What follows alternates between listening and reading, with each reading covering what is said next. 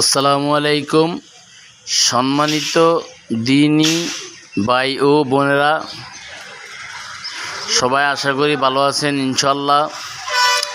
আজকে আসলাম আপনাদেরকে কোরবান বিষয়ে কিছু কথা বলার জন্য। তো চলুন আমরা শুনি। প্রথমে আপনি যে কোরবানটা দিবেন, আপনি কি ঘুষের টাকা, সুদের টাকা, না বিভিন্ন খারাপ জায়গার টাকা দিয়ে আপনি কোরবান দিয়ে দিচ্ছেন? তাহলে আল্লাহ তাআলা আপনার কোরবান কবুল করবে না। দ্বিতীয় নম্বর কথা হলো যে আপনি মান সম্মান ঠিকানের লাই ওরে জামাই আইব তো শ্বশুর বাড়ির থেকে, বাপের বাড়ির থেকে কোরবান যদি না দিই তাহলে তো মান সম্মান টিকবো না। অথবা মাইয়া বিয়া দিছি বেয়ের বাড়িতে যদি রান্না পাঠাই তাহলে তো মান ইজ্জত থাকবে না। আপনি যদি এই ধরনের ধ্যান ধারণা পোষণ করেন, কখনো আল্লাহ তাআলা আপনার কোরবান কবুল করবে না। আর বিশেষ করে আপনি কোরবান ওয়াজিব।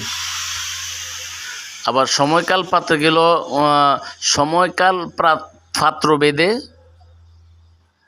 সুন্নতে মুআক্কাদা। তবে যার টাকা পয়সা আছে, সমস্ত আছে, সামর্থ্য আছে, তার জন্য ওয়াজিব।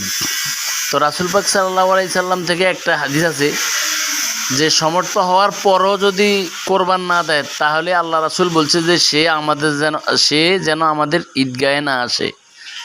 কত বড় জঘন্য কথা! তো ভাই, ইনশাল্লাহ এই সমস্ত দিকগুলা বিবেক বিবেচনা করে কোরবান দিবেন আল্লাহকে রাজি খুশি করার জন্য। বিশেষ করে সর্বোত্তম কাজ হলো যে মহান আল্লাহ তাআলার সন্তুষ্টির উদ্দেশ্যে কোরবানি করিতে। যেমন ইব্রাহিম আলাইহিস সালাতু ওয়াস সালাম, আমাদের প্রাণপ্রিয় নবী, উনি তার ছেলেকে কোরবানি করেছেন আল্লাহর সন্তুষ্টির উদ্দেশ্যে। আল্লাহ তাআলা তাকে স্বপ্নে দেখেছে কোরবানির জন্য। তো প্রিয় দিনী ভাই ও বোনেরা, আপনারা যারা কোরবানি করবেন শুধুমাত্র কেবলমাত্র আল্লাহর সন্তুষ্টির উদ্দেশ্যে কোরবানিটা করবেন। ইনশাআল্লাহ ভিডিওটা ভালো লাগলে সাবস্ক্রাইব করবেন। ওকে, আসসালামু আলাইকুম ওয়া রাহমাতুল্লাহ।